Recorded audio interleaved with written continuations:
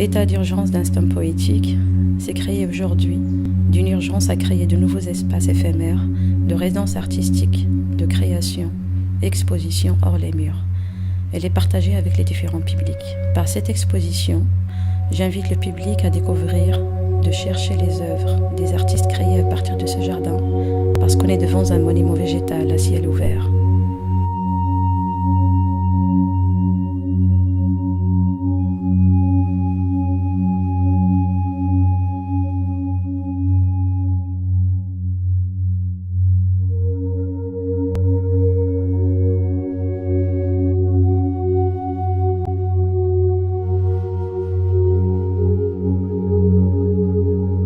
La création que je propose dans le cadre de cette exposition est une tentative de séparer, d'isoler, de découper de l'ensemble du paysage du jardin un élément particulier pour faire naître, chez l'œil du visiteur, le sens du détail.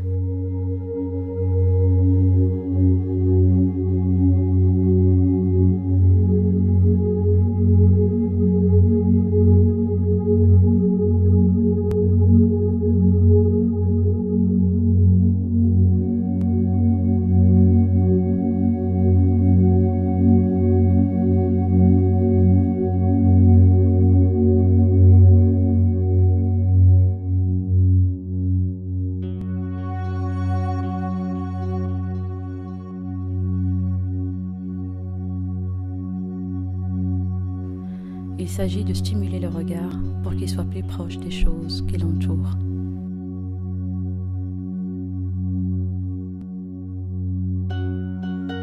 Mon projet questionne le jardin d'essai botanique de Rabat en tant qu'espace public qui se veut être un centre d'éducation à l'environnement, de promotion du patrimoine écologique national. Je souhaite donc, à travers cette tentative, faire connaître ce lieu pour y créer des projets comme cette exposition. Ma démarche consiste à engager une réflexion sur l'espace public et les pratiques sociales.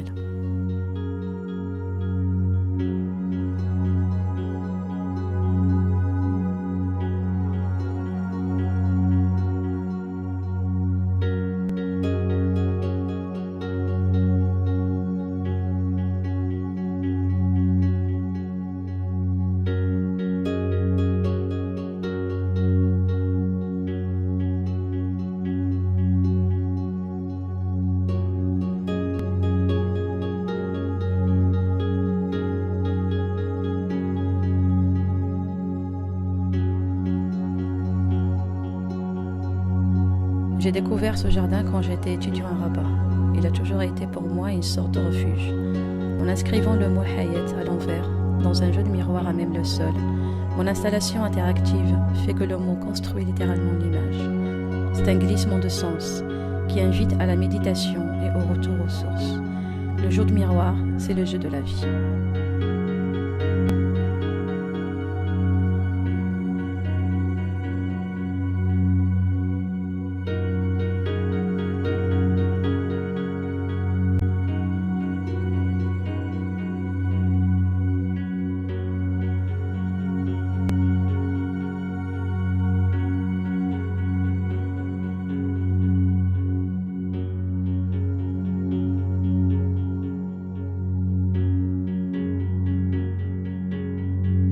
Le jardin d'essai botanique de Rabat a toujours représenté pour moi un lieu d'évasion.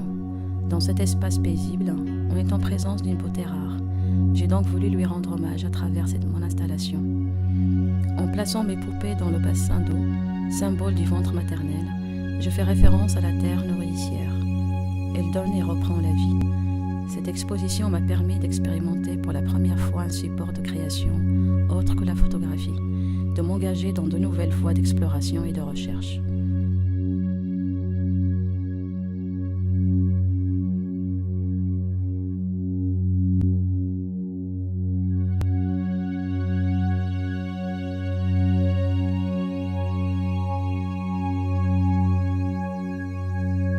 Le mot jardin est un réservoir d'images. Au départ, il y a ces images connues, devenues notre héritage culturel, comme le jardin d'Éden, le paradis perdu, le jardin interdit. Ensuite, il y a le jardin que chacun conçoit dans son intimité, selon ce qu'il éveille en lui. Pour moi, l'expérience de cette exposition est tout cela à la fois, entre le commun et l'unique, le collectif et les solitaires. À travers quelques fragments de texte choisis, la littérature que je souhaite partager avec le public est celle d'auteurs marocains visionnaires qui ont compris que la nature est essence et naissance.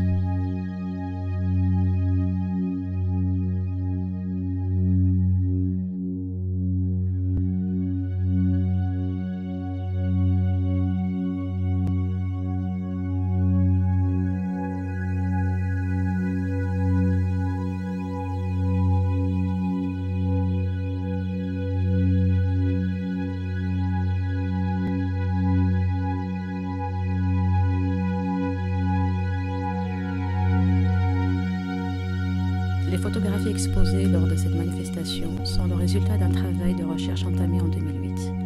C'est là l'une des premières séries que j'ai réalisées quand je me suis essayée à la photographie.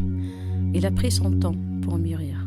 J'ai tenté de capturer ces lumières fugitives à travers les transformations que subit le paysage végétal du jardin au gré des saisons. Par-delà l'image, l'acte photographique interroge la relation entre le temps et l'espace.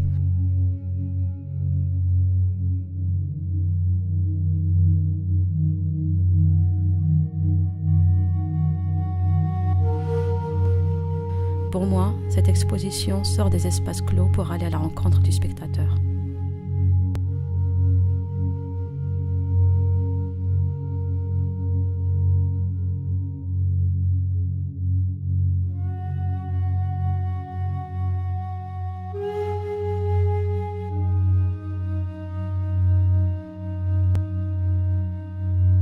Ma création sonore tente d'introduire le son environnant de la ville au sein du jardin, favorisant l'écoute.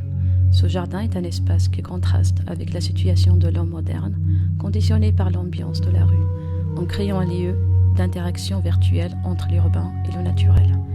La performance que je propose est un travail de recherche et d'expérimentation qui veut interpeller l'oreille du spectateur en lui proposant une composition acoustique mixant plusieurs sons.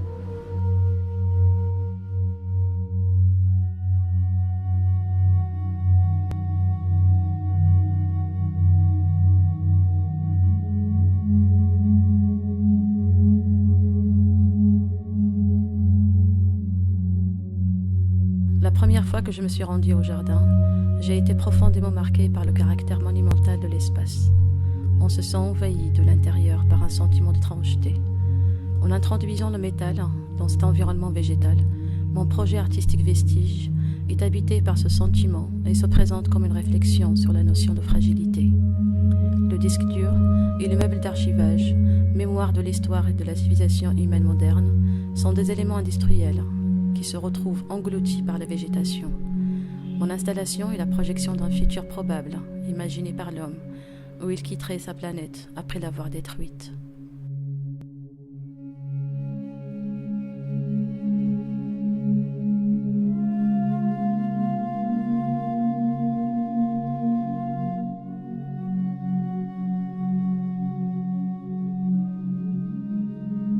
Exposer dans un jardin, c'est célébrer la relation entre l'homme et la nature que j'évoque dans Empreinte, mon film sur le jardin des Tuileries.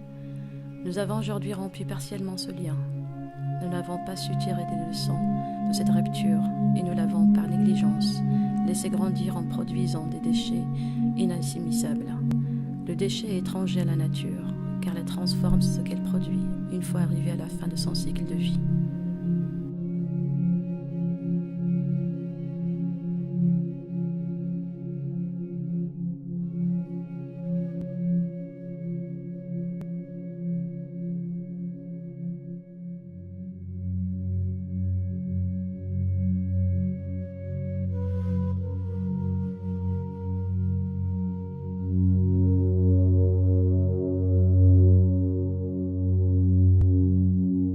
Quand je suis partie à ce jardin, j'ai découvert que c'est un espace ouvert, où le temps est jonché de feuilles mortes a immédiatement attiré mon regard.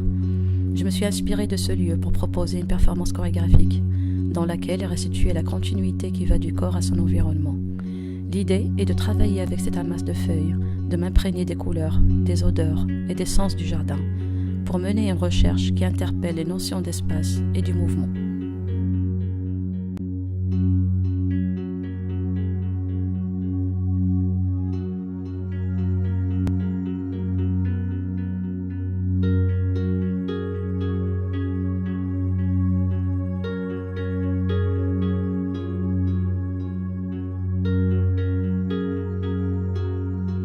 L'histoire des hommes s'accompagne souvent de récits de semences et de voyages, de racines et d'aménagements.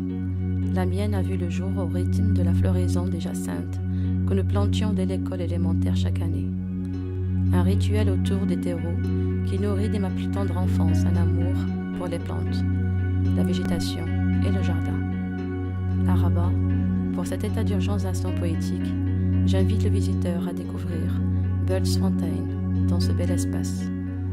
Dans cette vidéo, une femme habillée d'un drap, telle une figure de l'Antiquité, tourne sur elle-même en portant un vase sur son épaule. C'est une ode à la femme dans toute sa splendeur. Cette image d'icône, de statue animée dans son merveilleux jardin, m'est immédiatement apparue comme une poésie à vivre. Un moment magique, accompagné d'un chant d'amour envoûtant. Car, au fond, que serait l'homme sans amour ?